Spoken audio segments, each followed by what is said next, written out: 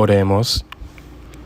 Santo, misericordioso y bondadoso Padre Dios nuestro, quien primero tuvo compasión de nosotros inútiles, que vivíamos en faltas y pecados, y nos salvó, haciendo sus santos hijos, y bendijo con la gracia de poder servirle en el cuerpo de la Iglesia, poniendo nuestra esperanza en Él para vivir.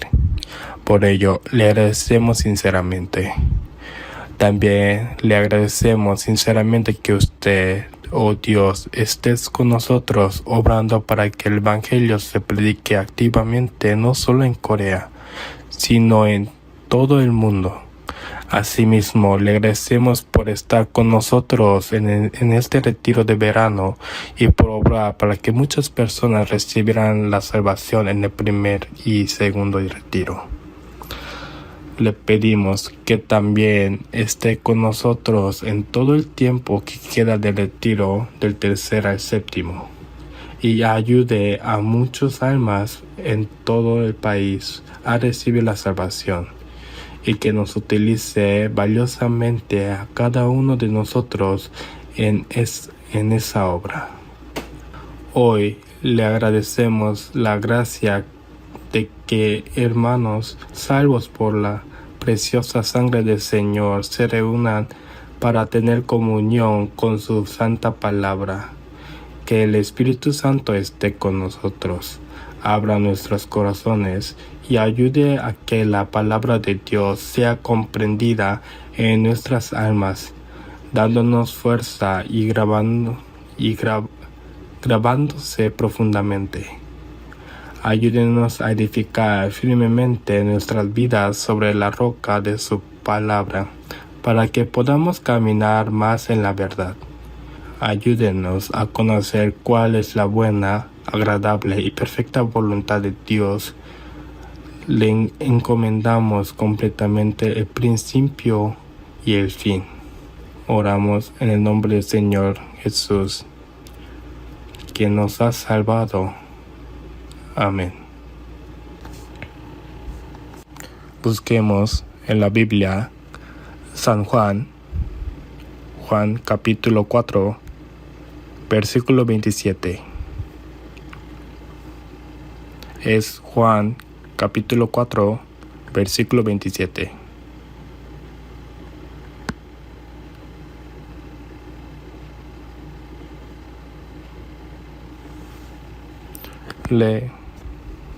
Leeré un pasaje desde el versículo 27 hasta el 42. En esto vinieron sus discípulos y se asombraron de que hablaba con una mujer. Sin embargo, ninguno dijo: ¿qué preguntas o qué hablas con ella? Entonces la mujer dejó su cántaro y fue a la ciudad y dijo a los hombres: venid, ved a un hombre que me ha dicho todo cuanto he hecho. ¿No será este el Cristo? Entonces salieron de la ciudad y vinieron a él. Entre tanto, los discípulos se rogaban, diciendo: Rabí, come.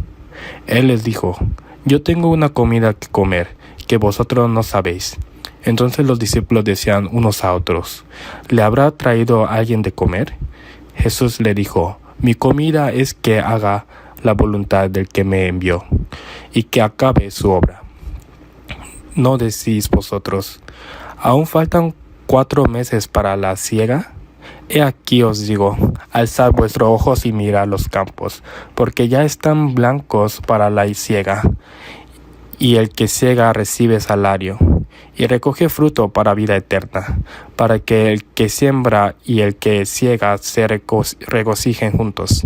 Porque en esto es verdadero el dicho: uno es el que siembra, y otro es el que siega. Yo os he enviado a segar los que vosotros no labrasteis, otros labraron, y vosotros habéis entrado en sus labores. Y muchos de los que samaritanos de aquella ciudad creyeron en él por la palabra de la mujer, que daba testimonio diciendo: me dijo todo cuanto he hecho. Entonces vinieron los samaritanos a él, y le rogaron que se quedase con ellos. Y se quedó allí 2 días. Y muchos más creyeron por la palabra de él. Y decían a la mujer: ya no creemos solamente por tu dicho, porque nosotros mismos hemos oído y sabemos que verdaderamente este es el Salvador del mundo. Estamos en el tercer retiro y la cantidad de participantes, incluyendo los que están registrados en otros retiros, son 11.663 personas. En el primer retiro superó a los 12.000 personas y en este también cuenta con una gran asistencia, no menos que la anterior. Especialmente más de 1,000 participantes de otras etapas se unieron también, lo que nos hace pensar que vinieron para evangelizar. A esta hora, el evangelio, que comenzó alrededor de las 9, está a punto de concluir.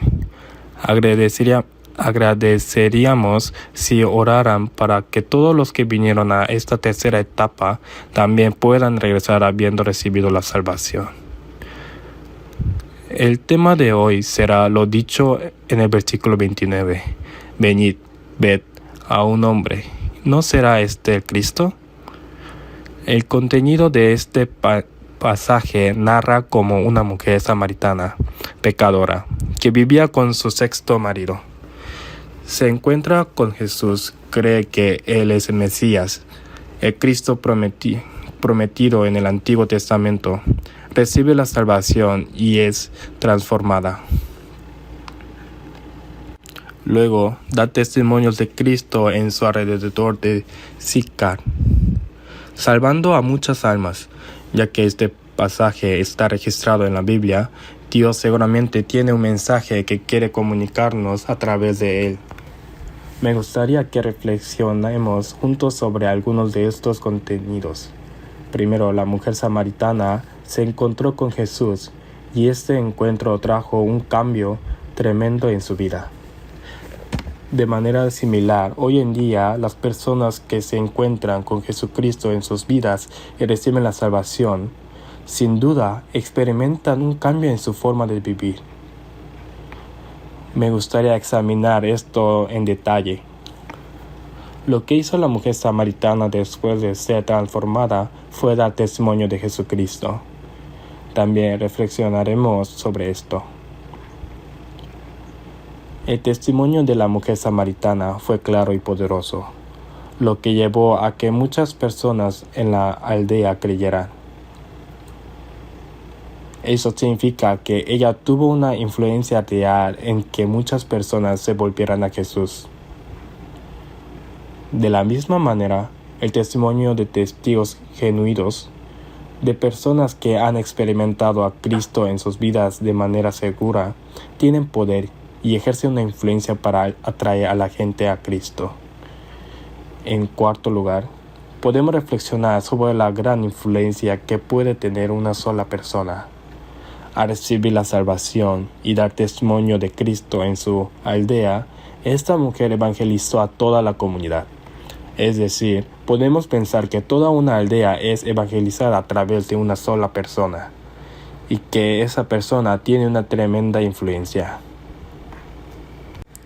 En realidad, cada uno de nosotros, habiendo sido salvos, si vivimos por fe en obediencia a la palabra del Señor, podemos tener una influencia tremenda. Y en quinto lugar, para tener una fe firme, podemos reflexionar sobre la necesidad de tomar tiempo para escuchar la palabra suficientemente. En Juan capítulo 4, versículo 41 al 42, dice: y muchos más creyeron por la palabra de él, y decían a la mujer: ya no creemos solamente por tu dicho, porque nosotros mismos hemos oído y sabemos que verdaderamente este es el Salvador del mundo. Después de escuchar el testimonio de la mujer samaritana, la gente de Samaria fue a Jesús y lo invitaron a quedarse en su aldea. En los versículos 39 y 40, vemos que Jesús se quedó allí 2 días. 2 días y 2 noches, lo que significa un retiro de 3 días. Realizaron un retiro en la aldea. Como escucharon la palabra de Jesús suficientemente durante un tiempo prolongado de 2 días, la gente llegó a creer firmemente que Él era verdaderamente el Salvador del mundo, su propio Salvador. Por lo tanto, para que una persona tenga una fe firme, podemos pensar que debe tomarse el tiempo para escuchar la palabra suficientemente. Además, si la mujer samaritana, después de encontrarse con Jesús y recibir la salvación, se hubiera quedado en silencio, ¿qué habría pasado? Jesús no habría tenido la oportunidad de obrar en la aldea samaritana. Pero como la mujer samaritana dio testimonio de Jesús en su aldea, Jesús también tuvo la oportunidad de obrar ahí. Este es un ejemplo que muestra claramente cómo Jesús también obra cuando los creyentes obran. Si la mujer samaritana hubiera guardado silencio, Jesús no habría tenido la oportunidad de obrar. Además, en los versículos de 34 al 38, Jesús le habla a sus discípulos y a través de estas palabras podemos reflexionar sobre dónde está el corazón de Jesús y qué desea. Si conocemos el corazón y la voluntad de Jesús, consideramos que es apropiado obedecer por la fe. Hablaré sobre este contenido. San Juan 4, capítulo 4, versículo 28 al 29. Primero, veamos los versículos 6 y 7. Leamos juntos los versículos 6 y 7. Y estaba allí el pozo de Jacob. Entonces Jesús, cansado del camino, se sentó junto al pozo. Era como la hora sexta. Vino una mujer samaritana a sacar agua, y Jesús le dijo: «Dame de beber, esto es suficiente ahora».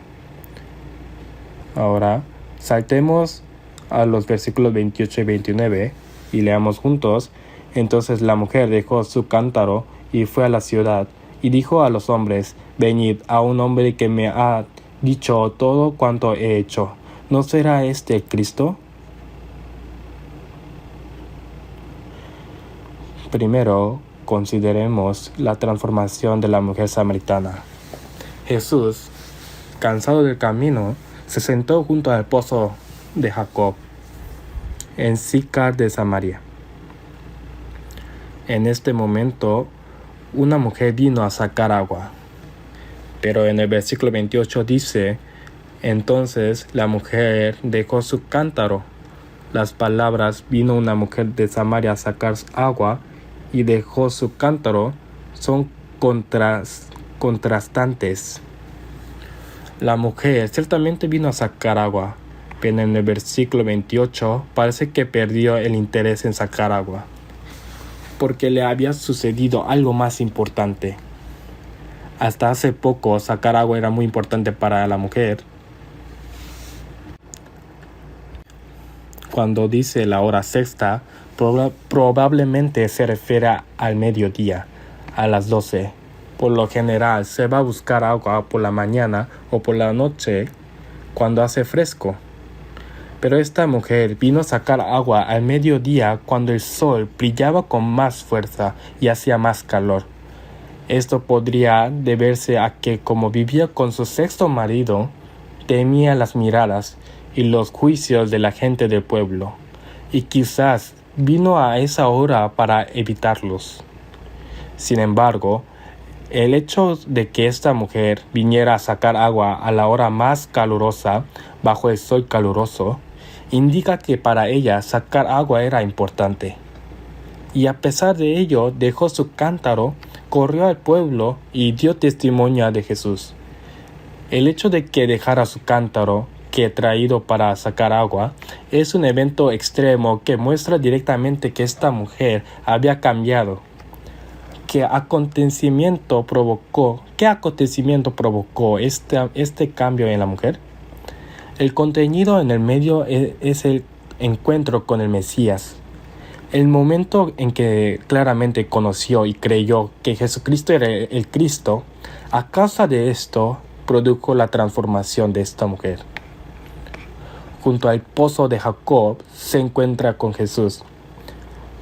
Y a lo largo de la conversación, llega a conocer a Jesús cada vez más profundamente y finalmente cree firmemente que ese Jesús es el Mesías, el Cristo prometido en el Antiguo Testamento. Al leer el pasaje, se ve cómo el corazón de la mujer va conociendo a Jesús cada vez con mayor profundidad. Al principio, su expresión era muy fría cuando él, siendo judío, le pidió agua a ella, una samaritana. Darle agua a quien la pide parece algo natural, pero ella no lo rechazó bruscamente.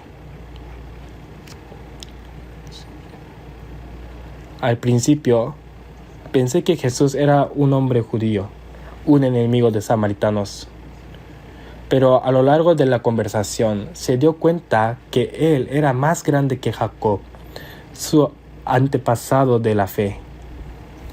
Y cuando dijo, dame de esa agua para que no tenga que venir aquí a sacar ni tenga sed, se dio cuenta de que Jesús era quien le daría agua viva que saciaría su sed para siempre. Y luego, Señor, me parece que tú eres profeta. Cuando Jesús le dijo que había tenido 5 maridos y que el hombre con el que está viviendo no era su marido y que él sabía exactamente todo lo que ella había hecho, a pesar de que nunca se habían conocido, ella pensó, me parece que tú eres profeta.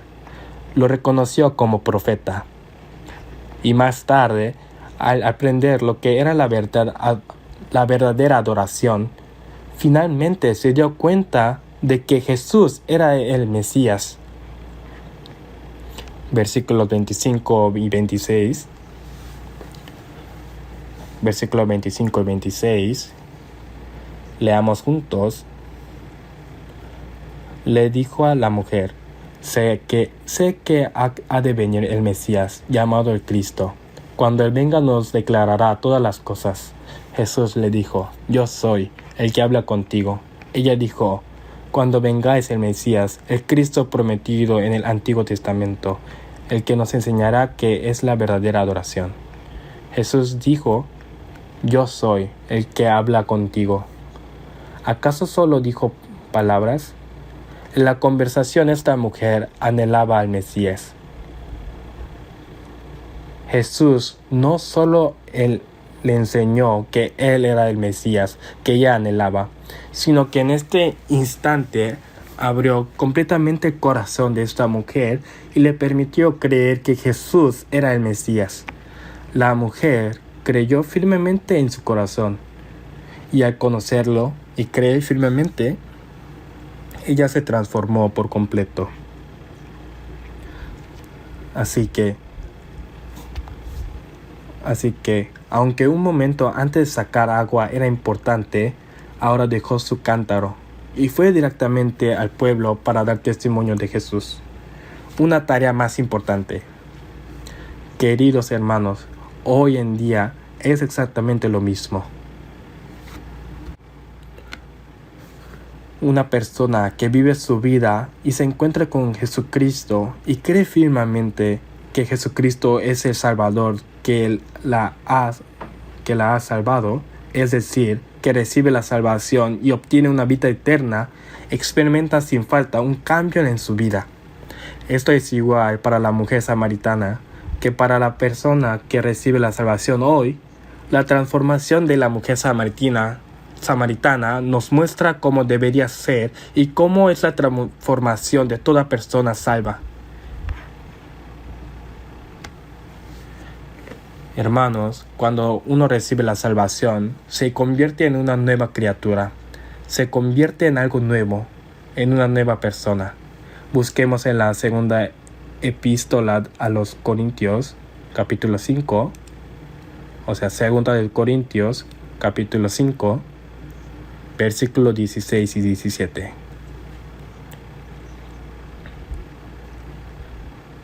Leamos juntos los versículos 16 y 17.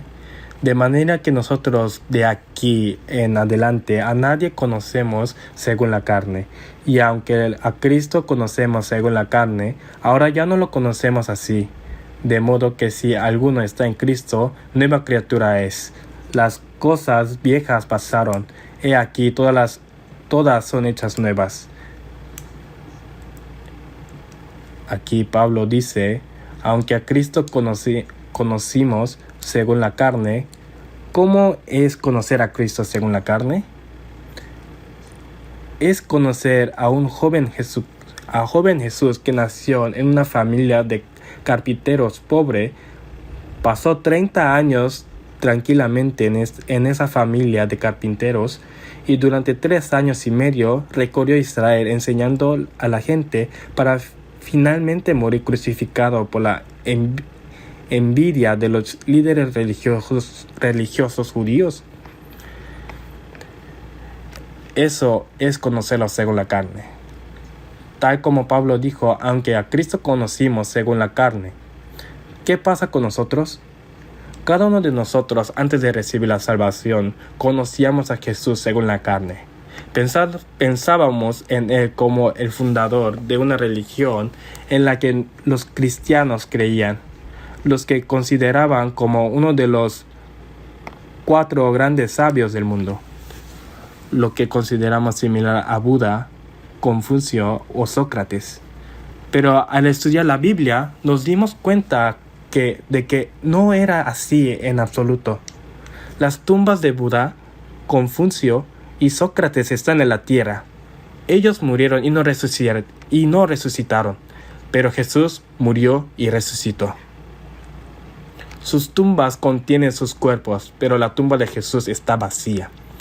A medida que seguimos aprendiendo la Biblia, descubrimos que Él es el Hijo unigénito de Dios, quien creó los cielos y la tierra. Es omnisciente, omnipotente y soberano de la historia, que vino a esta tierra en carne y murió en la cruz para resolver todos nuestros pecados, y por lo tanto es nuestro Salvador, nuestro Señor y nuestro Rey. Así que aunque estábamos fuera de Cristo en Adán, ahora hemos entrado en Cristo por la fe, y como dice la palabra, nuestra nueva criatura es. Las cosas viejas pasaron, he aquí todas son hechas nuevas. Verdaderamente nos hemos convertido en nuevas criaturas, en algo nuevo. Nuestra apariencia es la misma, pero en nuestra alma creyente ha venido el Espíritu Santo. Se nos ha dado la vida de Dios. El Señor que me ha perdonado mis pecados ha entrado en mí. Así es, Jesús que nos perdonó nuestros pecados al mismo tiempo que nos lo hizo entender, entró en nuestra alma y nos dio la vida de Jesús, la vida de Dios. ¿Qué significa ser una nuestra criatura? Significa ser una nueva creación, una vida completamente diferente a la anterior. Por eso nos ha hecho personas nuevas, algo nuevo. Busquemos Colosenses capítulo 3, versículos 9 y 10. Leamos juntos de nuevo. No mintáis los unos a los otros, habiéndoos despojado del viejo hombre con sus hechos y revestido del nuevo, el cual, conforme a la imagen del que lo creó, se va renovando hasta el conocimiento pleno. Nos hemos despojado del viejo hombre con sus hechos y nos hemos revestido del nuevo hombre. La persona que ha recibido la salvación es alguien que se ha despojado del viejo hombre y se ha revestido del nuevo. Aquí dice revestido del nuevo, en tiempo perfecto.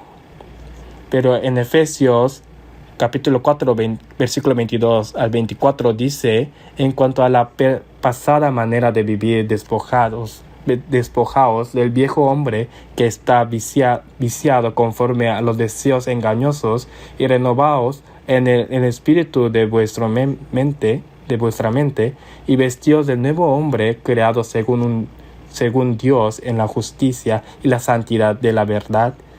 Ahí dice, despojados del viejo hombre y vestíos del nuevo hombre en el espíritu. Ahí está en imperativo, mientras que aquí está en el tiempo perfecto. Ambos son correctos. Revestido se relaciona con la identidad. La persona salvada tiene una identidad inmutable como hijo de Dios. Su estatus de justificado es inmutable. Sin embargo, su estado aún es débil. Tiene una naturaleza pecaminosa, muchas deficiencias y es una persona que necesita ser transformada. Así que, en cuanto a la identidad, revestido es correcto. Y en cuanto a la vida diaria, revestirse es correcto. Ambas expresiones son correctas. En cualquier caso, aquí dice que la persona que ha recibido la salvación se ha despojado del viejo hombre y se ha revestido de nuevo.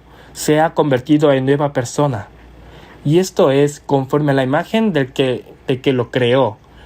El que lo creó es Dios. Dios es quien hizo nuestro cuerpo y quien nos dio la vida en nuestro interior. Quien nos hizo nuevas criaturas. Dios creó al hombre al principio a su imagen. En Génesis capítulo 1, 27, y creó Dios al hombre a su imagen de Dios lo creó, varón y hembra los creó. Cuando dice que los creó varón y hembra, algunos piensan que se refiere a la apariencia externa, pero no es así, se refiere al espíritu dentro del cuerpo. En Génesis capítulo 2, dice que sopló en su nariz aliento de vida y fue hombre un ser viviente. Dios es espíritu y Él insufló un espíritu viviente, una vida semejante a su espíritu. Pero al pecar el hombre, ese espíritu murió. En Ezequiel capítulo 18, versículo 4 dice, el alma que pecare esa morirá. Así perdió la imagen de Dios, pero Dios envió a Jesús. Jesús llevó todos nuestros pecados en la cruz, pagó el precio por nuestros pecados y así, al salvarnos, nos dio vida de Dios, un espíritu viviente. En nuestro espíritu que estaba muerto, así nos unimos a Dios y empezamos a asemejarnos a la imagen de Dios. Nos hizo para asemejarnos a la imagen de Dios. La imagen de Cristo. Por eso en 2 de Pedro capítulo 1, 4 dice, para que por ellas llegaseis a ser participantes de la naturaleza divina. La persona salva que ha recibido la vida de Dios participa cada vez más en la naturaleza divina. Se transforma cada vez más. ¿Cómo? En 2 de Pedro capítulo 1, versículos 5, 7, se menciona una casa de 7 pisos sobre la fe. El contenido específico de asemejarse a la naturaleza divina es poniendo toda diligencia, por esto mismo añadid a vuestra fe la virtud, conocimiento, al conocimiento, dominio propio, al dominio propio, paciencia, a la paciencia piedad, a la paciencia piedad, a la piedad, afecto fraternal, y el afecto fraternal, amor, el que nos hizo para que sobre una fe firme, fuertemente, fuéramos transformados y asemejados cada vez más a la imagen de Cristo. Además, en Gálatas capítulo 5, versículo 22 al 23, se mencionan los 9 frutos del Espíritu. Mas el fruto del Espíritu es amor, gozo, paz, paciencia, benignidad, bondad, fe, mansedumbre, templanza. Contra tales cosas no hay ley.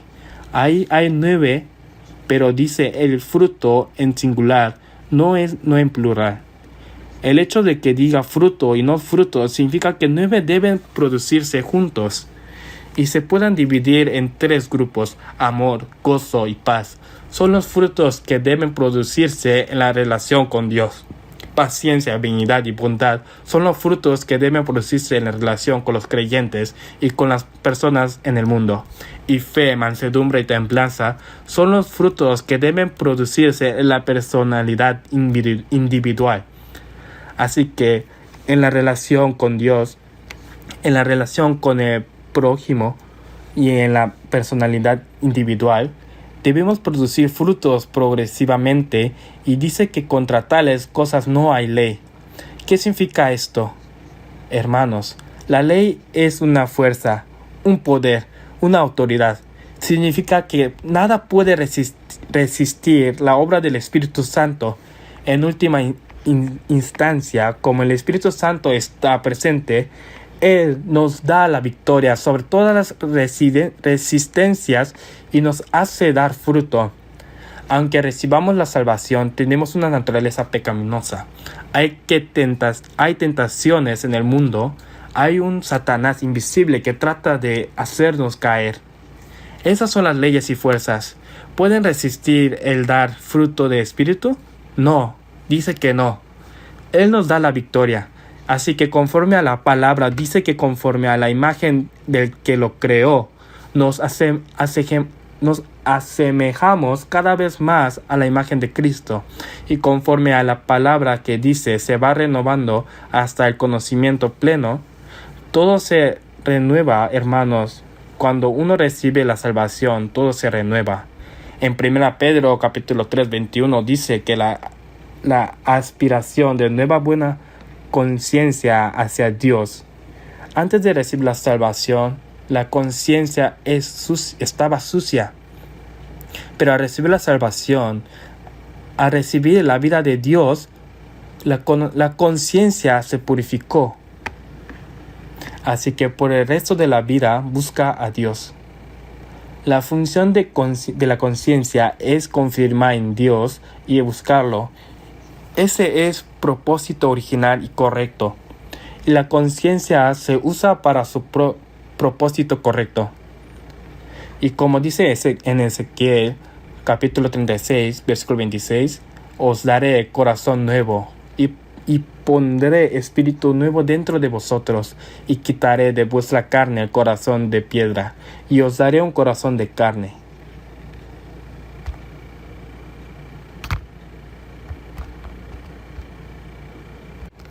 Como Dios nos da un corazón nuevo, quitando el corazón duro y dándonos un corazón tierno, el corazón que antes era como una piedra desobediente y contrario a la palabra de Dios, ahora al escuchar la palabra de Dios, siempre tenemos el deseo de obedecer y vivir según la voluntad del Señor, aunque a veces nos falte la fuerza. Dios nos ha dado ese corazón, y en 2 Corintios capítulo 3, 17 dice, porque el Señor es el Espíritu, y donde está el Espíritu del Señor, ahí hay libertad. Así, cuando el Espíritu Santo viene a nosotros, somos liberados del pecado, del juicio y del infierno, obteniendo libertad. Al mismo tiempo, ¿dónde obra el Espíritu del Señor? En la iglesia. Al vivir conectados con la iglesia, nos liberamos gradualmente de las costumbres mundanas y de las ataduras del mundo, viviendo como personas verdaderamente libres ante Dios. Y al recibir la salvación, se nos da un nuevo conocimiento. Dice que se va renovando hasta el conocimiento pleno. Conocemos lo que antes ignorábamos. Llegamos a conocer la existencia del alma y a Dios y a Cristo y la salvación y el más allá eterno y la Biblia y la iglesia. Las personas no salvas consideran a la iglesia como una simple organización religiosa. Por lo tanto, no comprenden todo lo que se hace en la iglesia. Un día, yo estaba aquí en el segundo piso, en el templo, y un hombre muy borracho entró en la oficina de los evangelistas. Entró con el propósito de preguntar por qué habían construido una iglesia tan grande. No tenía otra razón. Quería saber por qué estaban despilfarrando el dinero de esa manera. Desde su punto de vista, la iglesia era solo una religión y en su estado de embriaguez. Vino a decir lo que pensaba. ¿Por qué construye una iglesia tan grande y la despilfarran cuando hay tantas cosas que hacer en el país? Desde el punto de vista de un no creyente, eso es comprensible. Pero cuando uno recibe la salvación, adquiere conocimiento sobre la iglesia, se da cuenta de que Dios ha confiado un evangelio a la iglesia y que Dios está haciendo una obra de salvar almas en este mundo a través de la iglesia, haciendo que la iglesia se llene. Entonces, uno sabe que la iglesia tiene mucho trabajo que hacer y adquiere conocimiento correcto. Así como dice la palabra, habiéndose despojados del viejo hombre y revestidos del nuevo, realmente nos hemos convertido en nuevas personas. Por eso, las personas que se han encontrado con Jesucristo cambian y se transforman. ¿Cómo? Su sistema de valores cambia. Pasa de estar centrado en lo material a estar centrado en las personas. La vida se centra en Cristo, de lo egoísta a lo altruista. Antes solo perseguíamos las cosas de este mundo, pero ahora sabemos que las cosas de este mundo son pasajeras, por lo que ponemos nuestra esperanza en el cielo eterno y cambiamos nuestro sistema de valores para buscar lo espiritual. Por lo tanto, es muy natural que la vida cambie y que el propósito de nuestra vida también cambie. Para la persona salva, Dios se ha vuelto real. La salvación se ha vuelto real. El cielo y el infierno se han vuelto reales. El más allá se ha vuelto real. También llegado a ser herederos seguros del cielo eterno y teniendo esa esperanza, viven su vida aferrados a esa esperanza eterna. Por lo tanto, en su vida, las almas son preciosas y el trabajo de salvar las personas es precioso. Y las personas que antes no oraban a Dios, ahora oran. Se acercan a la Biblia y cambian en todo. Por eso, la Biblia dice que somos nueva criatura, algo nuevo. Nos hemos despojado del viejo hombre y revestido del nuevo. La Biblia muestra que las personas que creen firmemente en Jesucristo experimentan cambios enormes. Hermanos, si alguien dice que cree firmemente en Jesús y que ha recibido la vida de Jesús firmemente, pero no experimenta ningún cambio, eso sería falso. En el Antiguo y Nuevo Testamento, las personas que conocieran a Dios correctamente, que se conectaron con Dios, que nacieron de nuevo con seguridad a través de Cristo, sin excepción, experimentaron cambios enormes. Si lo pensamos en términos físicos, si alguien se hace una permanente bonita en la peluquería y cambia su peinado, o se corta el pelo en la barbería, o se compra ropa muy cara, ¿quién dirá la gente? ¿Qué dirá la gente? ¡Qué bien te ves! ¡Qué bonita!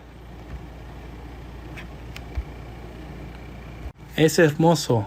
La gente dice que se ve diferente. Sin embargo, eso es un cambio en la imagen externa.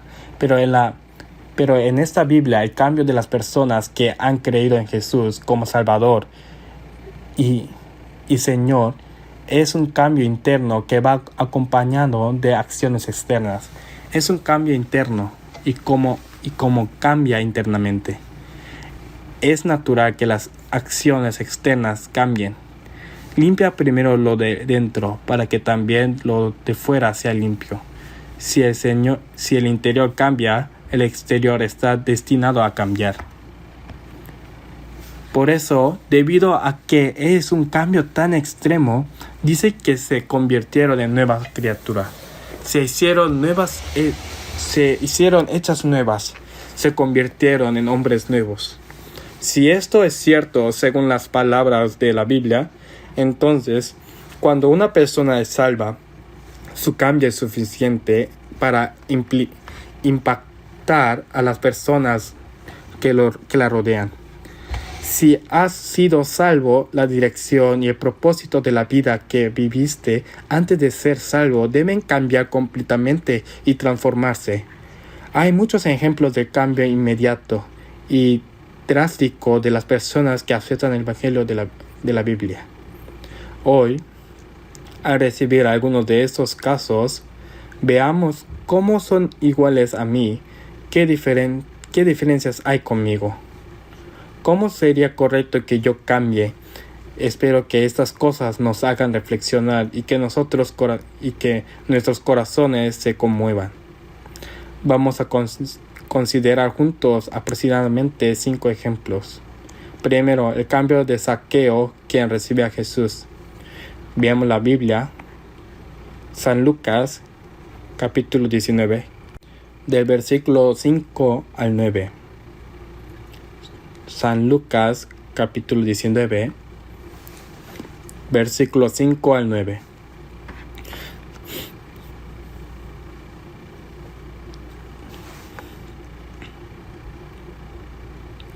Se les leo. Cuando Jesús llegó a aquel lugar, mirando hacia arriba, le vio y le dijo: Zaqueo, date prisa, desciende, porque hoy es necesario que pose yo en tu casa. Entonces él descendió a prisa y le recibió gozoso. Al ver esto, todos murmuraban, diciendo que había entrado a posar con un hombre pecador. Entonces Zaqueo, puesto en pie, dijo al Señor. Leamos juntos. He aquí, la mitad de mis bienes doy a los pobres, y si en algo he defraudado a alguno, se lo devuelvo cuadruplicado. Después yo continúo. Jesús le dijo, hoy ha venido la salvación a esta casa, por cuanto él también es hijo de Abraham. Porque el Hijo del Hombre vino a buscar y a salvar lo que se había perdido. Cuando Jesús pasaba por Jericó, Zaqueo estaba subido en un árbol de sicómoro. Zaqueo era el jefe de los publicanos de Jericó. En términos simples, era un hombre influyente a esa región. Tenía prestigio. No era un niño, y sin embargo se subió al sicómoro. Esa imagen debería haber parecido ridícula a los ojos de la gente. Habrán pensado que actuaba sin dignidad alguna. Pero la razón por la que se subió al sicómoro no fue otra sino que había escuchado el rumor que venía Jesús. Tenía un deseo ardiente de ver a Jesús, al menos una vez. Debido a ese deseo ardiente, se subió. Cuando Jesús pasaba sin que nadie le hubiera enseñado su nombre, le dijo: Zaqueo, desciende. Conocía su nombre exactamente, y en realidad una de las razones por las que fue a Jericó era para encontrarse con Zaqueo. ¿O es necesario que pose yo en tu casa? Descendió rápidamente y recibió a Jesús en su casa. Lo recibió con gozo. Esto sería una imagen de nosotros recibiendo la salvación por medio de Jesucristo y recibiendo la vida de Jesús. Esta persona, después de recibir a Jesús, esa noche, en el versículo 8, Zaqueo se puso en pie y dijo al Señor: He aquí, Señor, la mitad de mis bienes doy a los pobres, y si en algo he defraudado a alguno, se lo devuelvo cuadruplicado. Al ver que la gente que lo rodeaba murmuraba, parece que la conducta habitual de Zaqueo no había sido buena. Había cometido muchos pecados, pero a este Zaqueo, la noche que recibió a Jesús, se puso de pie delante de Jesús y dijo: la mitad de mis bienes. ¿Cuánto es? Dijo que daría la mitad a los pobres. Y dijo que si había algo que hubiera defraudado a otro, lo devolvería 4 veces. ¿No es esta una decisión tremenda? Esta decisión no le tomó un año, no le tomó un mes, tampoco le tomó una semana. El mismo día, en el mismo momento en que recibió a Jesús, tomando esta decisión por sí mismo, Jesús nunca le ordenó que lo repartiera. Tomó esa decisión por sí mismo. ¿No podemos ver el cambio inmediato y drástico en los valores de esta persona? ¿Cómo cambió? Esta persona, antes de conocer a Jesús, habría estado centrada en la ganancia y en lo material. Al conocer a Jesús, se convirtió en la persona más importante de su vida. Conoció su condición miserable y supo que Jesús era su Salvador, porque el Hijo de Hombre vino a buscar y a salvar lo que se había perdido. ¿Verdad? Jesús dijo que la salvación había llegado a esta casa. También veremos a este Zaqueo cuando vayamos al cielo. Zaqueo diría que hoy están hablando de mí. Ese día hubo un cambio definitivo y Jesús se convirtió en la persona más importante de su vida. Cambió de lo material al Señor como centro. Al decir que daría la mitad de sus bienes a los pobres, cambió de lo material a estar centrado en las personas. No era que lo material fuera importante, sino que las personas se volvieron importantes. Cambió de una vida egoísta que acumula a una imagen altruista que comparte. Después de conocer a Jesús y ser liberado de su condición miserable, Zaqueo no hizo esto porque recibió una orden, sino que sabía por sí mismo qué debía hacer y tomó esa decisión por sí mismo. Hermanos, las personas que verdaderamente han recibido a Jesús experimentan cambio en la vida, que son naturales como Zaqueo. Debemos pensar que esto no es algo especial, sino algo natural, algo normal. En segundo ejemplo, pensemos en el cambio de la mujer que quebró el vaso de alabastro. En San Marcos capítulo 14, del versículo 3 al 5, San Marcos capítulo 14, versículo 3 al 5.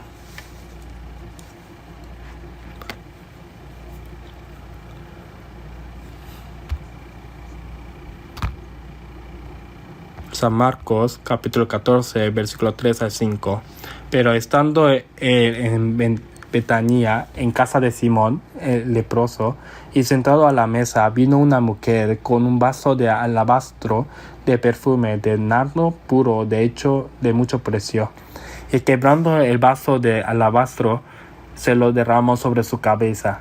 Y hubo algunos que se enojaron dentro de sí y dijeron: ¿para qué se ha hecho este desperdicio de perfume? Porque podía haberse vendido por más de 300 denarios y haberse dado a los pobres. Y murmuraban contra ella. Aquí una mujer quebró un vaso de alabastro que contenía perfume con valor de 300 denarios y se lo derramó a Jesús. Probablemente este perfume podría haber sido toda una riqueza de esta mujer. 300 denarios. Un denario es el salario de un día de trabajo de un hombre adulto. Así que incluso calculando conservadoramente como 10,000 won por día de trabajo, equivalería a 30 millones de won. Es un perfume muy caro y costoso. La razón por la que lo quebró y se lo ofreció a Jesús fue para expresar su amor hacia Jesús. Al mismo tiempo, es una acción que exalta a Jesús delante de muchas personas, ya que están en medio de una fiesta. En Salmos capítulo 23, 5, David escribió confesando su fe: aderezas mesa delante de mí en presencia de mis angustiadores. Unges mi cabeza con aceite, mi copa está reposando. Que Dios ungiera con aceite la cabeza de David delante de muchas personas significa que Dios enalteció a David, lo honró.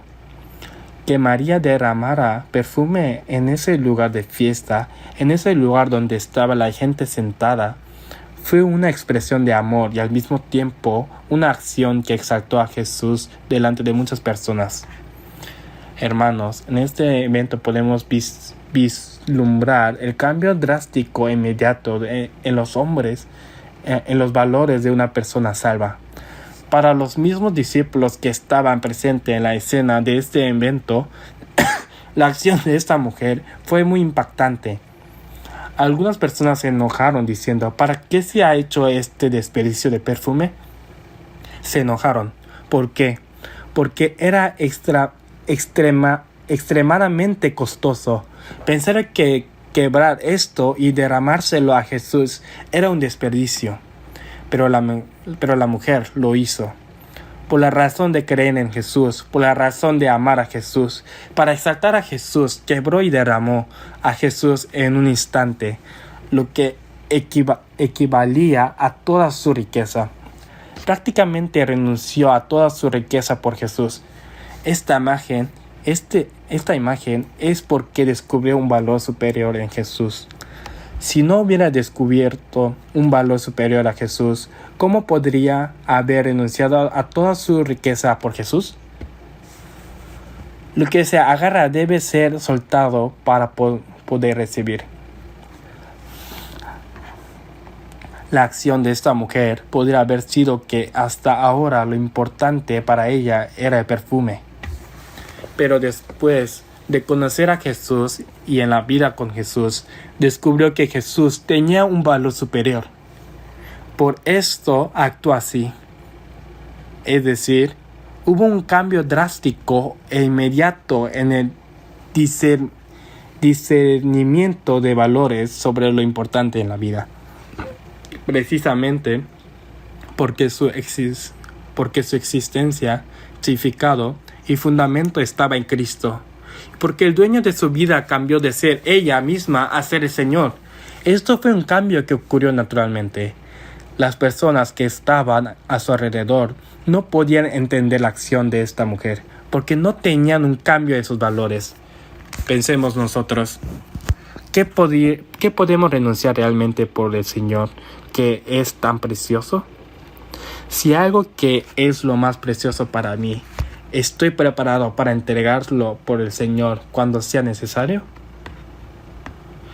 Si realmente creo con certeza que el Señor tiene un valor superior y que el Señor es la persona más preciosa, ¿podré hacerlo en este momento importante? Hermanos, Abraham renunció a 4 cosas en su vida. Vete de tu tierra y de tu parentela y de la casa de tu padre y a la tierra que te mostraré.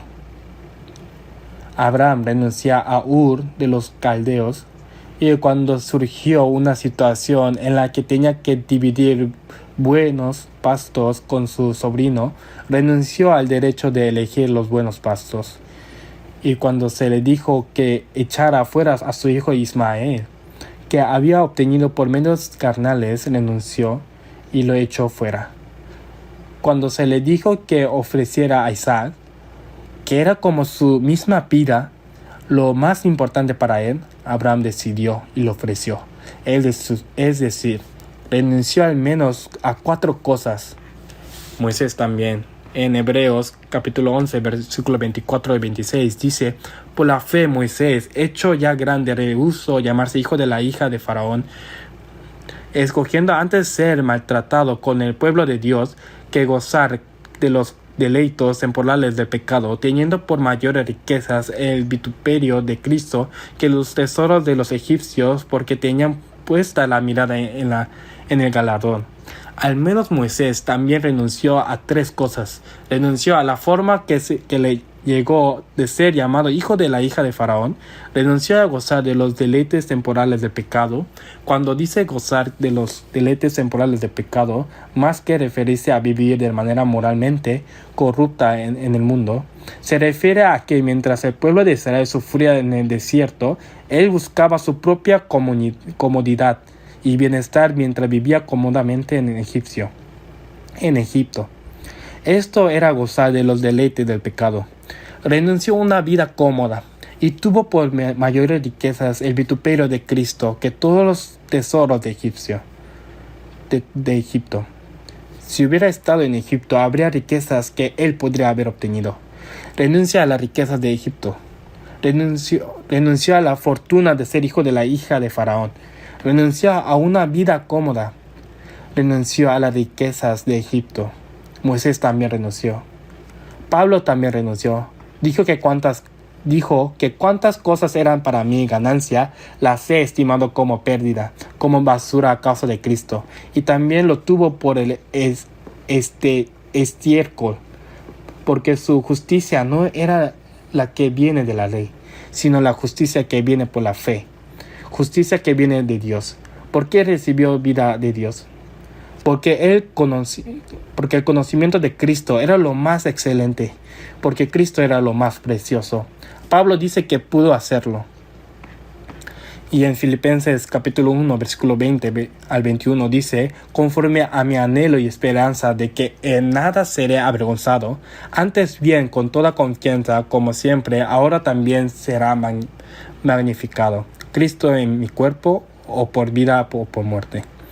Pablo dice que el conocimiento de Cristo era lo más excelente, y porque deseaba de que Cristo fuera magnificado en su cuerpo, ya sea que viviera o muriera. Pudo renunciar a todo lo demás por esto, porque descubrió el valor de su existencia de Cristo, porque el dueño de su vida cambió de él mismo a Cristo. Este fue un cambio natural que apareció. De otra manera, nunca podría haberlo hecho. En Salmos capítulo 73, 25, Asaf hizo esta confesión: ¿a quién tengo yo en los cielos sino a ti? Y fuera de ti nada deseo en la tierra. Dice que en el cielo y en la tierra no hay nadie sino el Señor, porque el Señor es lo más precioso y tiene valor. Puede pasar por las dificultades sin quejarse y con gratitud. Y tercero, el cambio de los santos de Jerusalén. Veamos Hechos capítulo 8. Hechos capítulo 8.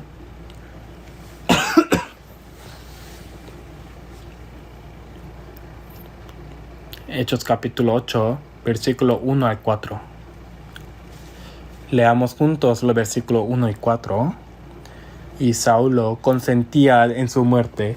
En aquel día hubo una gran persecución contra la iglesia que estaba en Jerusalén, y todos fueron esparcidos por las tierras de Judea y de Samaria, salvo los apóstoles. Versículo 4. Pero los que fueron esparcidos iban por todas las partes anunciando el evangelio. Hermanos, Jerusalén es el lugar donde estaban los líderes religiosos que mataron a Jesús. Vivir en ese Jerusalén, creyendo, guardando la fe y manifestándola, no habría sido nada fácil. Si se conocía y se revelaba que creían en Jesús, serían expulsados del judaísmo, que era la base de su vida, y perderían todos los privilegios que podían obtener del judaísmo. De hecho, en Juan capítulo 9, cuando Jesús sanó al ciego del nacimiento, cuando éste testificó hasta el final del hecho de que Jesús lo había sanado, fue expulsado de la sinagoga por los líderes religiosos judíos del judaísmo. Después de ser expulsado, Jesús fue a buscarlo y se encontró con él.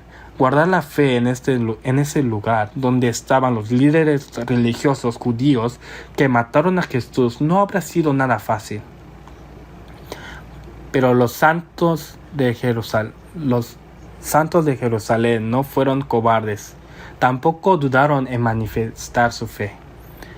Aquí vemos que por el asunto de Esteban hubo una gran persecución contra la iglesia.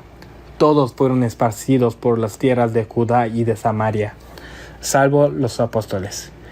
Les quitaron la base de su vida y no tuvieron más remedio que emigrar.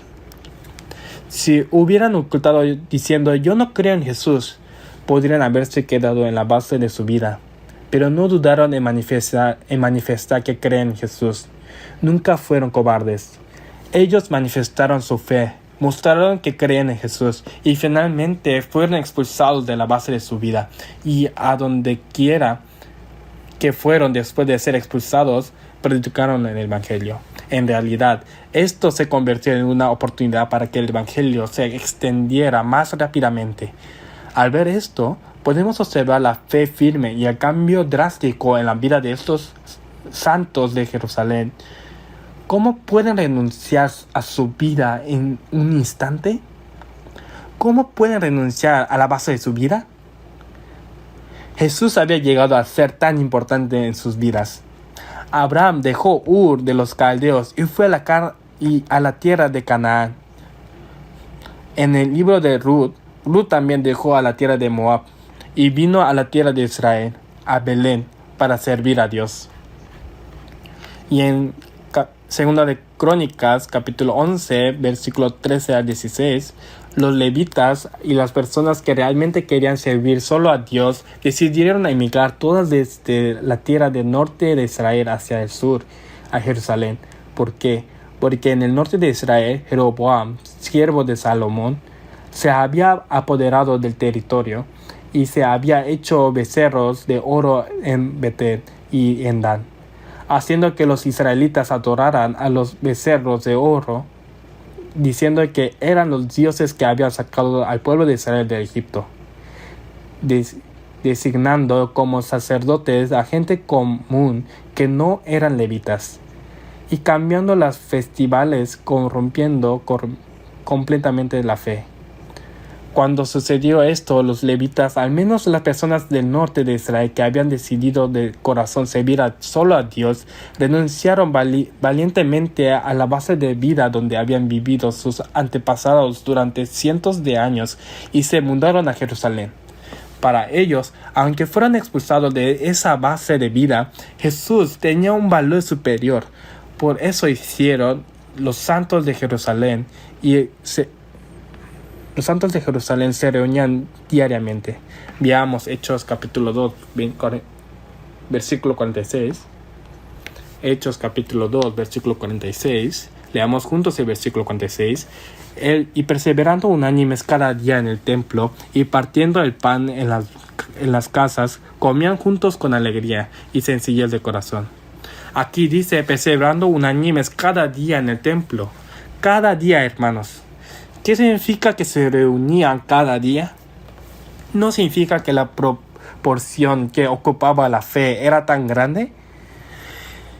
Y que se reunían juntos cada día significa que la iglesia era toda su vida y el centro de su vida. Hermanos, de otra manera, ¿cómo podían venir cada día? Se reunieron cada día. Hermanos, ¿acaso ellos no tenían cosas que hacer? Tenían cosas que hacer, pero porque era tan precioso, se reunían cada día juntos. Eso era el centro de su vida, aunque también tenían que hacer otras cosas, pero porque lo más importante era eso, se reunían cada día. Y en Hechos capítulo 4, versículo 32, dice que vendieron todo y lo compartieron como propiedad común. ¿No es realmente un cambio drástico? Por supuesto, como Jerusalén iba a ser destruida por Roma en el año 70 después de Cristo, sí tenían algo ahí cuando fueran destruidas. No podrían irse porque estarían atados. Y como Dios no quería que perecieran junto con la destrucción, hay una particularidad especial en que Dios hizo eso. No obstante, en que vendieran todo y lo usaran como propiedad común, es definitivamente una acción que hicieron por fe y por amor. Por eso la iglesia primitiva creció rápidamente en numeroso en pocos años. Por eso dice que cada día el Señor añadía a la iglesia a los que habían de ser salvos. Y en capítulo 4, versículo 4 dice que el número de los que creyeron era como 5,000. Y en capítulo 5, 14 dice que el número de los que creían era una gran multitud de hombres y mujeres. Y luego en capítulo 6, versículo 17, dice que el número de los discípulos se multiplicaba grandemente y una gran cantidad de sacerdotes obedecía a la fe. Los sacerdotes eran difíciles de creer, pero dice que incluso los sacerdotes creyeron y se convirtieron. En este caso también es un cambio muy drástico, porque los santos de Jerusalén fueron verdaderamente transformados al encontrar a Cristo. Soportaron que les quitarían la base de su vida. Se reunían diariamente centrados en el templo y vendieron sus posesiones y usaron como propiedad común. ¿No es un cambio asombroso? ¿Cómo puede ser esto? Pero esto es natural. Cuarto, Hechos capítulo 19, versículo 19. Capítulo 19, versículo 19, leamos juntos. Asimismo, muchos de los que habían practicado la magia trajeron los libros y los quemaron delante de todos. Y hecha la cuenta de su preciso, hallaron que eran 50,000 piezas de plata. El versículo 20, yo les leo.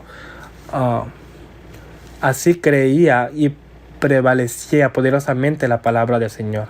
Aquí, cuando el evangelio se extendió a Éfeso, parece que había muchas personas que practicaban la magia. Y estas personas trajeron los libros con los que hacían magia y los quemaron. Y su valor era de 50,000 piezas de plata. Aquí, cuando dice 50,000 piezas de plata, en el tiempo de que se escribió esta Biblia, una pieza de plata era el salario de un día de trabajo de un hombre adulto. Entonces 50,000 piezas de plata, calculando en el salario de un día en 5,000 won, 50,000 won, serían como 2.5 mil millones, calculando en 100,000 won. Serían 5,000 millones. ¿Han calculado? Calculen un poco eso también. Es algo enorme. Es enorme. Por eso lo registraron aquí, ¿no? Que estas personas quemaran sus libros no habría sido algo fácil. ¿Por qué? En ese tiempo los libros eran valiosos. Como la imprenta no estaba desarrollada, hacer libros requería mucha inversión de tiempo y se registraba en pergamino o papiro. Los materiales también eran caros, así que los libros tenían un valor muy alto. Relativamente, para la gente común tener libro habría sido difícil. Pero decidir quemar estos libros, ¿qué significa? Estas personas habían vivido toda su vida de la magia. Así que decidieron renunciar a su profesión y cambiar de trabajo. Y podrían haber vendido esos libros y usado el dinero como costo inicial para el cambio de trabajo, como costo inicial. Pero ¿por qué los quemaron? Porque pensaron que practicar magia era pecado ante Dios, y también que si vendían estos libros y alguien practicaba magia con ellos, sería pecado ante Dios cuando vinieran a Él. Cuando vienen a Él. Por eso los quemaron. En realidad, esos libros estaban relacionados con su sustento de vida, por lo que en cierto sentido estaban conectados con su vida. Considerando a Cristo, consideraron el evangelio más valioso que su propia vida. En los santos, el salmista también expresó: mejor es tu misericordia que la vida. La vida que Cristo nos encontró, la vida que nos dio, no se puede comparar con nuestra vida carnal. Ellos renunciaron valientemente.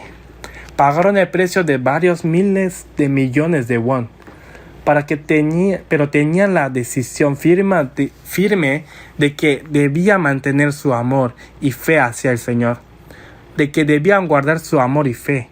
Por eso fue posible. El cambio de estos magos de Éfeso también fue repentino y drástico, pero esto es natural a los ojos de Dios. Esto no es algo especial, Y en la Biblia está el cambio de los santos de Tesalónica. Tesalónica es un lugar donde, según Hechos capítulo 17, el apóstol Pablo predicó durante aproximadamente 3 semanas, y en esa predicación muchas personas fueron salvas, pero los judíos causaron disturbios por envidia, así que Pablo no tuvo más remedio que huir en secreto por la noche. Pero para establecer una iglesia era demasiado poco tiempo, y para que la fe creciera era demasiado poco tiempo, y para que la vida cambiara era demasiado poco tiempo. El tiempo de Pablo estuvo en Tesalónica fue a lo mucho 2 meses, o tampoco como un mes. Pero los santos de Tesalónica manifestaron su fe de manera sorprendente. Aunque hubo una persecución tremenda, vencieron esa persecución y se convirtieron en un ejemplo para los creyentes, y en medio de eso predicaron activamente el evangelio. Vencieron muchas tribulaciones. Veamos en la Biblia, 1 Tesalonicenses capítulo 1. 1 Tesalonicenses capítulo 1. Leamos juntos del versículo 6 al 8. Y vosotros vinisteis a ser imitadores de nosotros y del Señor, recibiendo la palabra en medio de gran tribulación, con gozo del Espíritu Santo, de tal manera que habéis sido ejemplo a todos los Macedonia y de Acaya que han creído, porque partiendo de vosotros ha sido divulgada la palabra del Señor, no solo en Macedonia y Acaya, sino que también en todo lugar vuestra fe en Dios se ha extendido, de modo que nosotros no tenemos necesidad de hablar nada. Estos santos de Tesalónica, espiritualmente hablando, solo tenían 1 o 2 meses, así que eran como niños pequeños, eran nuevos creyentes. Aunque estaban en esa posición desde el principio, mostraron una valentía de fe sorprendente para soportar la persecución. Aquí vemos, recibiendo la palabra en medio de gran tribulación. Hubo disturbios y apóstol Pablo no tuvo más remedio que escapar en medio de la noche con la ayuda de los hermanos. Y era un lugar al que Pablo tenía temor de regresar. Pero esas tribulaciones y persecuciones, ¿quién las recibió? Las recibieron los santos de Tesalónica. Pablo estaba preocupado, pero ellos las vencieron. Y aquí dice que se convirtieron en ejemplo para los creyentes. Y dice, partiendo de vosotros ha sido divulgada la palabra del Señor, no solo en Macedonia y Acaya. ¿Qué es la palabra del Señor? Ellos predicaron la palabra del Evangelio. Probablemente predicaron en varios lugares de la región de Macedonia. También predicaron hasta llegar a Acaya. He considerado aproximadamente 5 casos: el cambio de Zaqueo, el cambio de la mujer que quebró el vaso de alabastro, el cambio de los santos de Jerusalén, el cambio de los magos de Efeso y el cambio de los santos de Tesalónica. Todos estos cambios no deben ser considerados como cambios que se han dado solo a personas especiales. Son cambios de todas las personas salvas, y eso es normal. Por supuesto, el crecimiento espiritual de una persona salva requiere tiempo, pero el cambio comienza desde el momento mismo de ser salvo. Independientemente de la velocidad del cambio, ese cambio es tan tremendo y grande que no puedes sino ser sorprendente para las personas que rodean y para el mismo que fue salvo. Porque aunque la velocidad sea lenta, el cambio es tremendo. Pero hermanos, ¿cómo somos nosotros hoy? ¿Acaso tenemos los cambios repentinos y drásticos? ¿Y tenemos miedo de que se sucedan? ¿Y tal vez nos conformamos con cambios moderados? Eso es antibíblico. La Biblia claramente dice que se convirtieron en nueva criatura, en hombres nuevos. Cuando Dios sacó al pueblo de Israel en Egipto, les dijo que se hicieron de ese mes el primer mes del año. El primer mes es el comienzo. centrado en el momento en que Jesús vino y se fue. Tenemos antes de Cristo y después de Cristo. Se divide en antes y después de la venida de Cristo. Lo mismo pasa con nosotros individualmente. Antes y después de que Jesús entre en mi vida, antes y después de ser salvo, definitivamente debe ser diferente. Por eso en Efesios capítulo 5 y 8 dice: porque en otro tiempo erais tinieblas, mas ahora soy luz en el Señor. Antes, pero ahora, en 1 Pedro capítulo 2 versículo 10 dice: vosotros que en otro tiempo no erais pueblo, pero que ahora sois pueblo de Dios, que en otro tiempo no habías alcanzado misericordia, pero ahora habéis alcanzado misericordia. 2 veces se menciona el en otro tiempo y el ahora, marcando una clara diferencia. En 1 Pedro capítulo 2 versículo 25 también dice: porque vosotros erais como ovejas descarriadas, pero ahora habéis vuelto al pastor y obispo de vuestras almas. Antes, pero ahora.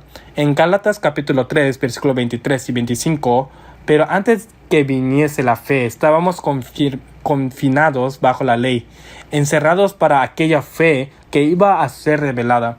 Y en versículo 25 dice: pero venida la fe, ya no estamos bajo ayo.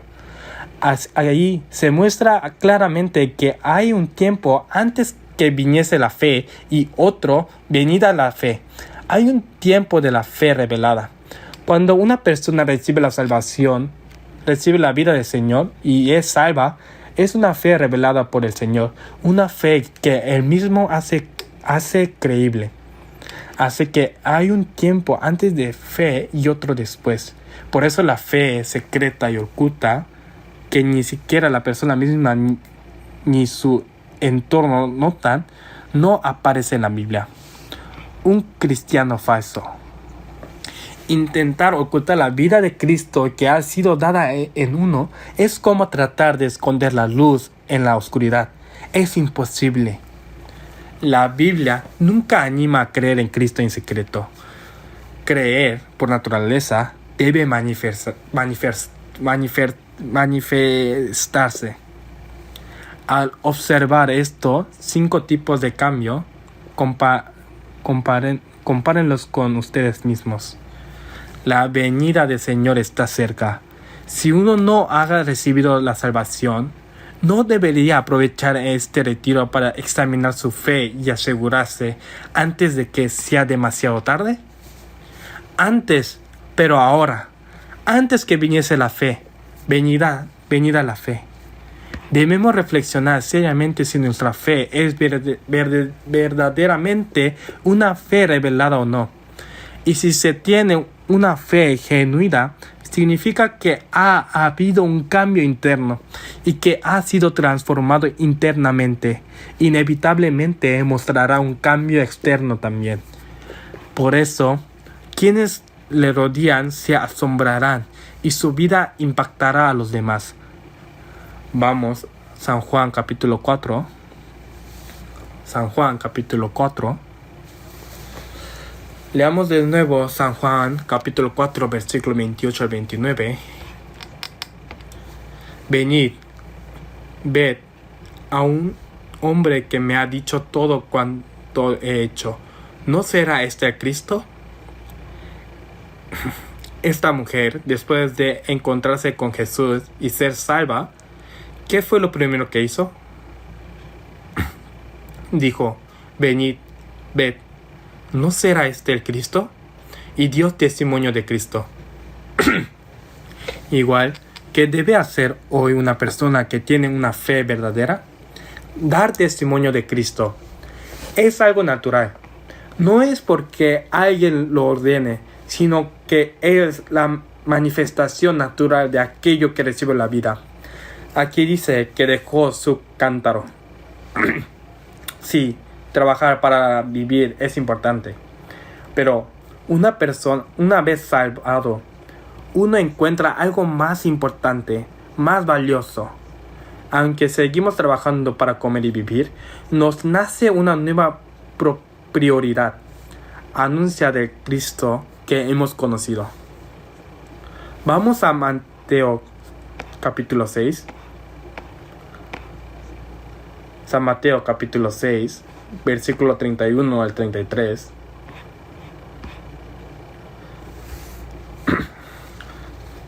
Leamos a Mateo capítulo 6, versículo 31 al 33. No os afanéis, pues, diciendo qué comeremos, o qué beberemos, o qué vestiremos, porque los gentiles buscan todas esas cosas, pero vuestro Padre Celestial sabe que tenéis necesidad de todas estas cosas, mas buscad primeramente el reino de Dios y su justicia, y todas las cosas os será añadida. El cristiano viviendo en este mundo tiene dos responsabilidades. Primero, como se menciona aquí, comer, beber, vestir. Nosotros tampoco podemos estar libres de estas cosas mientras vivamos aquí. Debemos hacerlo. Pero también hay otra responsabilidad, buscar el reino de Dios y su justicia. Los no creyentes, llamados gentiles aquí, solo se centra en qué comer, en qué beber y en qué vestir y en dónde vivir y con qué alegrarse. Esas cosas son terrenales. Esto no significa que orden por ellas, sino que toda su vida y propósito gira en torno a ello. Pero el salvo también hace esas cosas, pero sin embargo, ya no son el todo ni el propósito de su vida.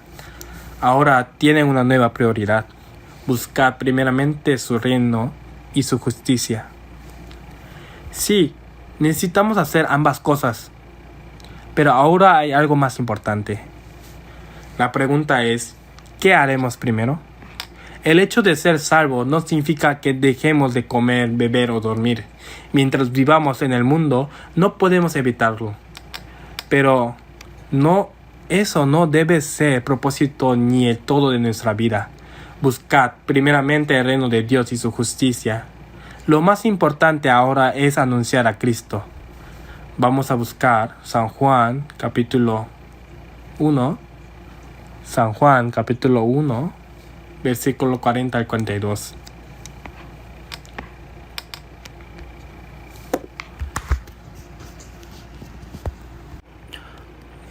Vamos a San Juan, capítulo 1, versículo 40-42.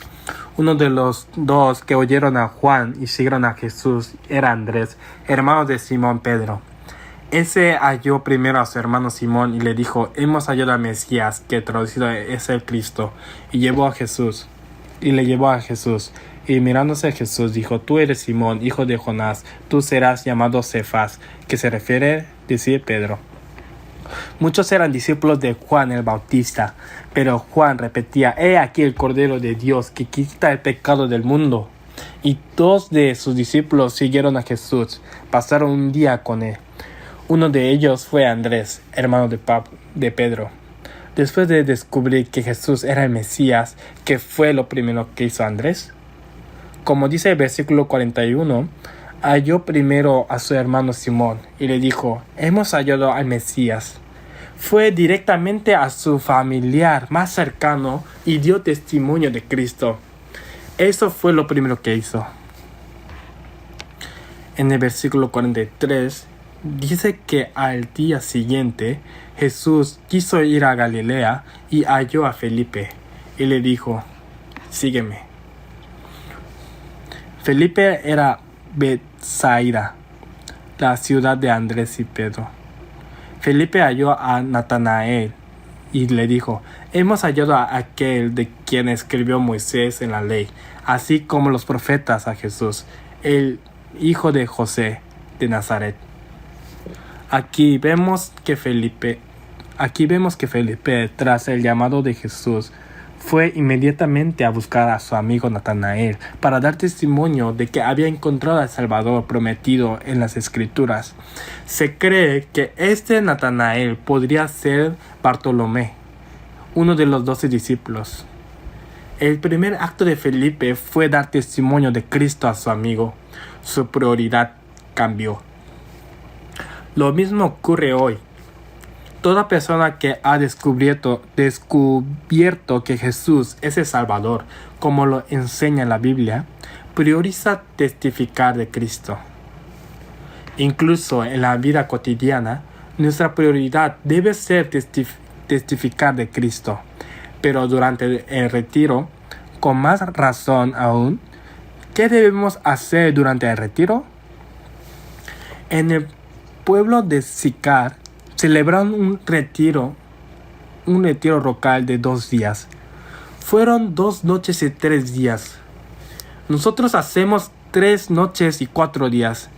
Ella dejó su cántaro y se decidió completamente a testificar de Cristo. Y seguramente después volvió a buscar agua, porque también había que hacerlo. Pero mientras Jesús estuvo en ese pueblo, seguramente se decidió a proclamar a Cristo. Y probablemente también ayudó en lo que pudo. Aunque nuestra prioridad cotidiana es testificar a Cristo, durante el tiempo de retiro, esto es aún más importante. ¿Qué debemos hacer durante el retiro? Debemos dejar el cántaro. Tenemos que apartar un poco todas las tareas cotidianas de nuestra vida. Porque ya terminamos todo el trabajo. Porque ya finalizamos todo. No. Incluso si el trabajo está apilado como una montaña, debemos dejar a un lado y debemos entregarnos completamente al retiro. Sí. Si hay un momento en el que debamos dejar el cántaro para testificar de Cristo, probablemente sea ahora. ¿No es así? Desde el martes hasta el viernes, durante 3 noches y 4 días, debemos dejar todas las actividades de la vida diaria. Y aunque haya trabajo acumulado, ponerlo a un lado y hacer primero esta obra. Eso es lo correcto ante los ojos de Dios. Oren. Y si desean sinceramente participar en esta obra, Dios los ayudará. Y el testimonio de esta mujer samaritana fue muy claro y poderoso. Condujo realmente a los samaritanos a acercarse a Cristo. Vamos a buscar a San Juan capítulo 4. Leamos juntos San Juan capítulo 4 versículo 30. Entonces salieron de la ciudad y vinieron a él. Y saltando al versículo 39, leamos juntos.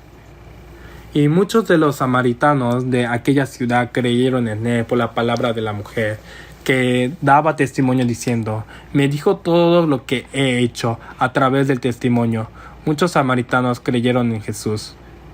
Y dice que salieron de la ciudad y vinieron a Jesús. ¿Por qué? Ella había experimentado verdaderamente a Cristo, porque creyó firmemente que Jesús era el Mesías prometido en el Antiguo Testamento. Venid, ved a un hombre que me ha dicho todo cuanto he hecho. ¿No será este el Cristo? ¿Qué declaración tan llena de convicción! Ella realmente condujo a las personas hacia el Señor. En Proverbios capítulo 21, versículo 28 dice: el testigo falso perecerá, mas el hombre que oye permanecerá en su dicho. Hermanos, ¿no hemos experimentado a Cristo? Jesús es mi Salvador. Perdonó eternamente mis pecados, y creemos que incluso si morimos hoy, no iremos al infierno, porque Dios nos ha dado la vida, y entraremos al cielo eterno, y viviremos para siempre con Dios en su gloria. Esto es lo que hemos experimentado de la manera certera. Si hablamos de esa verdad fuertemente, con valentía y con la ayuda del Señor, nuestra palabra tendrá poder, transformará a las personas, lo conducirá a Cristo y los traerá al lugar de retiro.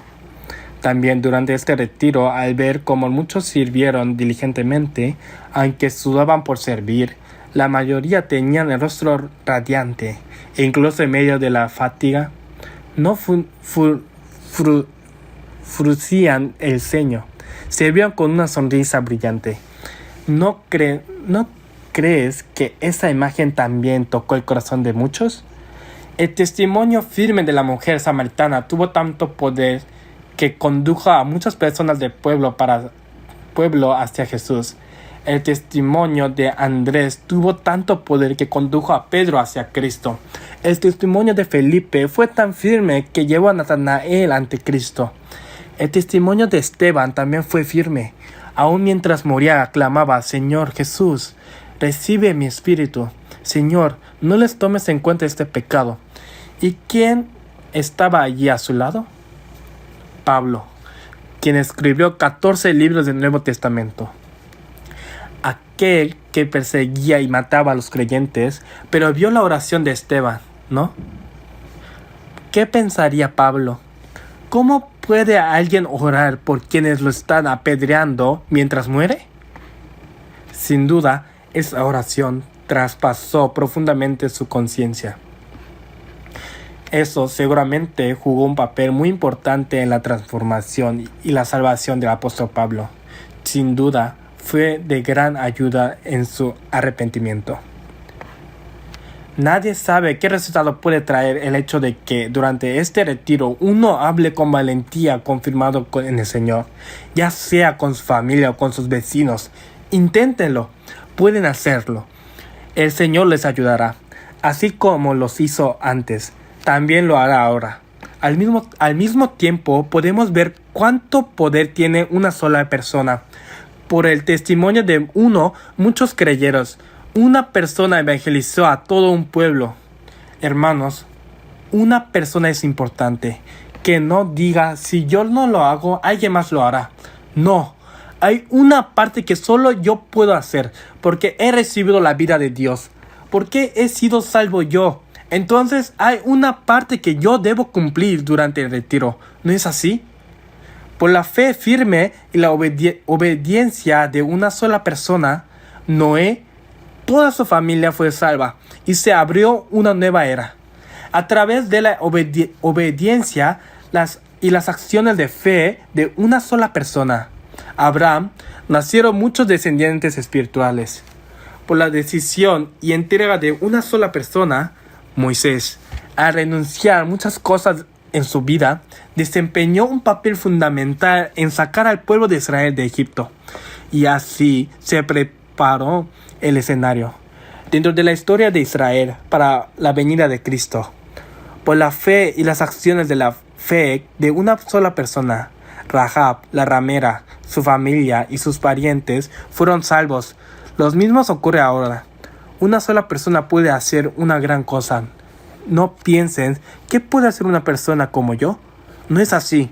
La persona que evangelizó a D.L. Moody fue Edward Kimball. Era un maestro de escuela dominical. Enseñaba a los estudiantes de la escuela dominical y evangelizó a Moody. Moody estaba en la zapatería de su tío arreglando zapatos cuando fue evangelizado. ¿Creen que Edward Kimball pensó que Moody se convertiría en un evangelista mundial? No, en absoluto. Pero Moody predicó el evangelio por todo el mundo. Según las estadísticas, se dice que predicó a unas 200 millones de personas. ¿Cuántas? 200 millones. Eso es impresionante. Aunque no sabemos cuántos de ellos fueron salvos, se dice que a través de Moody, alrededor de 200 millones de personas escucharon el evangelio. Eso es impresionante. Entonces, si muchos de esos 200 millones creyeron y fueron salvos, ¿cuán grande será la recompensa de Edward Kimball? Hermanos, nadie sabe qué resultado puede surgir por causa de una sola persona a la que evangelicemos durante este retiro. ¿No es cierto? Una persona no es simplemente una persona. Cuando una sola persona obedece correctamente y se entrega al Señor, puede tener un impacto inmenso. Podemos darnos cuenta de que eso produce grandes frutos, y para tener una fe firme necesitamos dedicar tiempo suficiente para escuchar la palabra. Veamos esto en San Juan capítulo 4, versículo 40, dice: Entonces vinieron los samaritanos a él y le rogaron que se quedase con ellos, y se quedó allí 2 días. Leamos juntos los versículos 41 y 42. Y creyeron muchos más por la palabra de él, y decían a la mujer: ya no creemos solamente por tu dicho, porque nosotros mismos hemos oído, y sabemos que verdaderamente este es el Salvador del mundo, y el Cristo. Jesús permaneció allí 2 días. Tuvieron tiempo abundante, y seguramente durante esos 2 días Jesús siguió predicando la palabra. Mientras escuchaban la palabra, la fe de muchos se hizo firme, y dieron testimonio diciendo: nosotros mismos hemos oído, y sabemos que verdaderamente este es el Salvador del mundo. Creyeron con convicción y certeza. Hermanos, en este retiro de 3 noches y 4 días, debemos dedicar tiempo suficiente. ¿Todos prometieron asistir completamente? La respuesta es un poco baja. ¿Sí lo hicieron? Bien, gracias. Los que respondieron tienen la responsabilidad de asistir todos los días. Incluso si su fe personal está un poco débil, puede recibir fuerza sirviendo, y al escuchar la palabra, puede ser restaurado.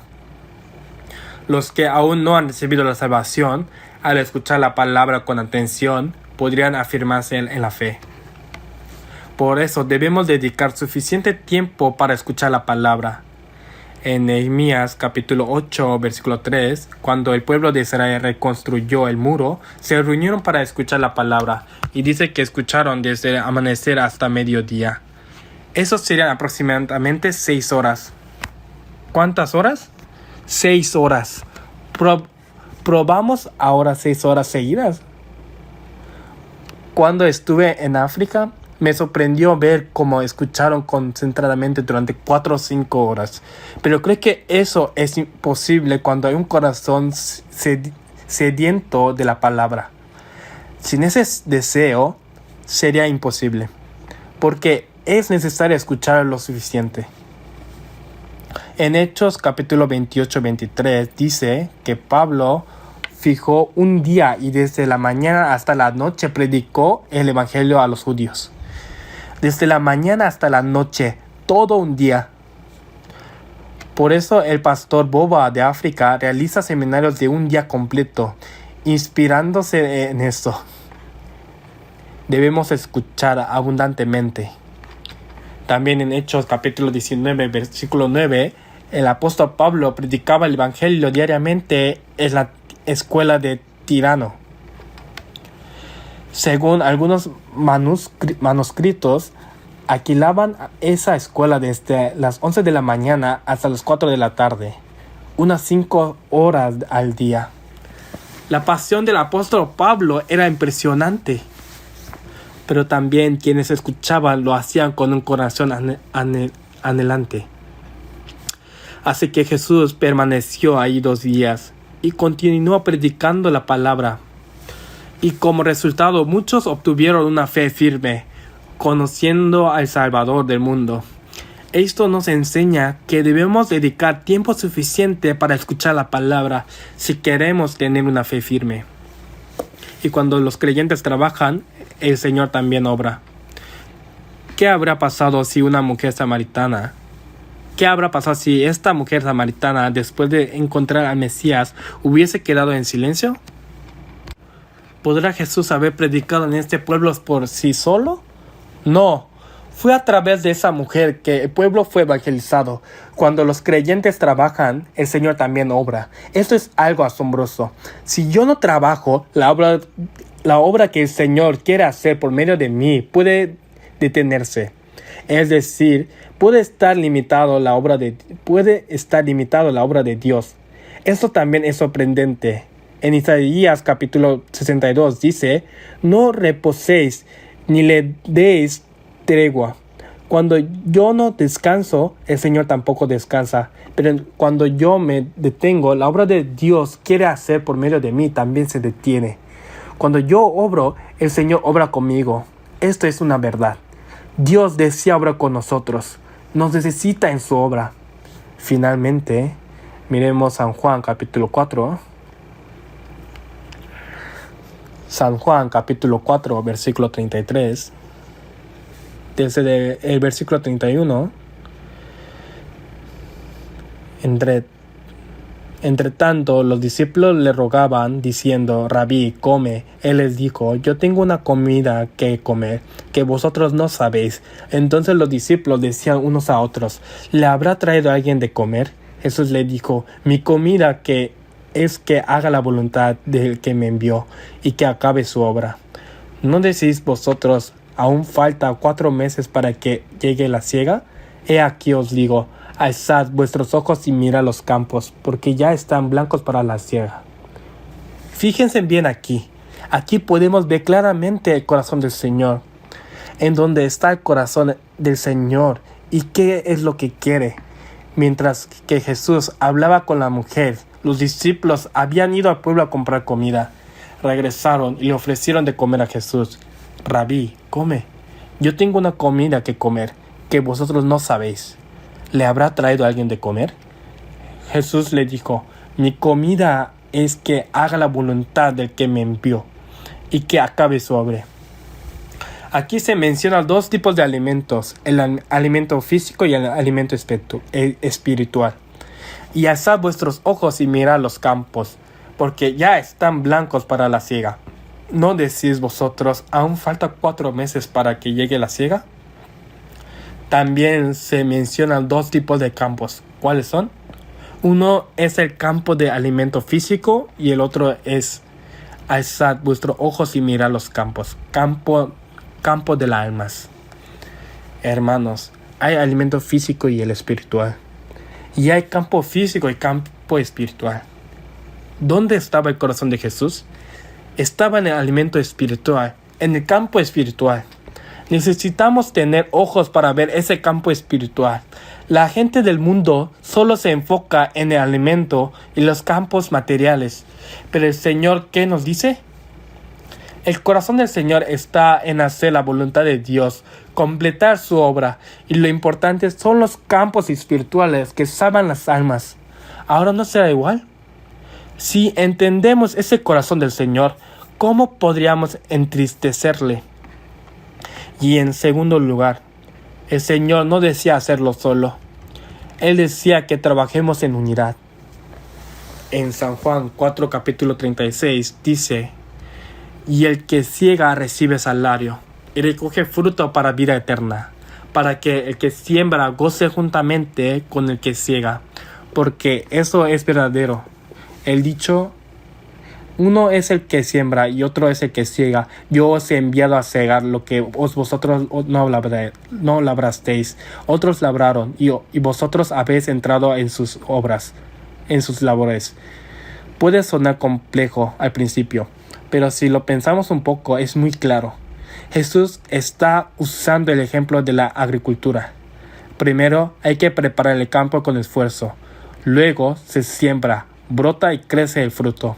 Y finalmente se cosecha, preparar el campo, sembrar y llevar fruto, por último cosechar. ¿Quién preparó el campo? Los creyentes del Antiguo Testamento. Ellos prepararon el escenario para la venida de Cristo. ¿No es así? Jesús, durante sus 33 años en la tierra, si el grano de trigo no cae en la tierra y muere, queda solo, pero si muere lleva muchos frutos. Completó el evangelio muriendo en la cruz. Jesús llevó nuestros pecados, completó la redención. Por eso las almas ya están listas para ser recogidas. Nuestra evangelización es la cosecha. Los creyentes del Nuevo Testamento tienen el rol de cosechar. Miren la obra de Dios. Es un trabajo de unidad. Los santos del Antiguo Testamento, el Señor mismo y ahora nosotros, los creyentes del Nuevo Testamento, trabajamos juntos. En el Antiguo Testamento Dios obró por medio de la historia de Israel. Jesús, durante sus 33 años en el mundo, llevó a cabo el fruto de vida eterna. Y ahora el Espíritu Santo trabaja cosechando por medio de los santos del Nuevo Testamento. Durante el retiro también es así. No basta con quien predica la palabra. Se necesita la unidad. Hay quienes ayudan en el estacionamiento, los que cocinan, los que trabajan en la enfermería, los que cuidan el ambiente, los que hacen vigilancia, los que guían, los que hacen consultas, los que predican la palabra, los que alojan. Todos juntos, unidos, recogemos el fruto para vida eterna. Debemos participar en esta obra. Dios se complace en el trabajo en unidad. A Dios le agrada cuando los creyentes se unen. Eso debe cumplirse en este retiro. Participen plenamente. Traigan a quienes puedan ser evangelizados y que en esta cuarta sesión de retiro una gran obra de Dios se manifieste. Perdón por extenderme tanto. Oremos. Dios, te damos gracias. Gracias por darnos este tiempo valioso para que a través de una parte de las Escrituras podamos reflexionar sobre lo que tú deseas y lo que debemos hacer. Desde el martes hasta el viernes tenemos planificado el retiro número 4. Permite que se manifieste una gran obra, que muchas personas a nivel nacional reciban la salvación. Y usamos a cada uno de nosotros, Señor, de forma preciosa en esa obra. Dependemos totalmente de ti. Permite que sea un retiro seguro, lleno de gracia y bendición. Oramos en el nombre de nuestro Salvador Jesucristo. Amén.